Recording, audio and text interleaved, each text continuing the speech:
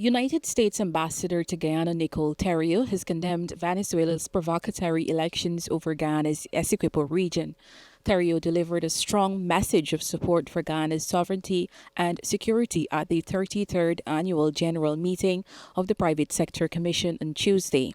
We fully support the ICJ's provisional measures for Venezuela to halt its so-called elections in the Essequibo on May 25th, and we're extremely unhappy that they made that ill-advised decision to go ahead and move forward. And no amount of bluster or saber rattling changes the fact that the United States will always stand shoulder to shoulder with Guyana in support of its sovereignty and territorial integrity. The United States stands ready to support the GDF in its effort to eradicate this activity along Guyana's frontier and to ensure the safety and security of Guyana's people.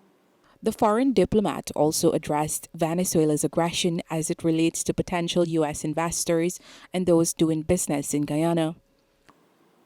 On Venezuela, our stance has remained exactly the same since this controversy resurfaced. Maduro's rhetoric is inflammatory and unacceptable. But at the end of the day, it is just bluster aimed at shoring up domestic support. It should not affect Guyana's investment climate or readiness to do business.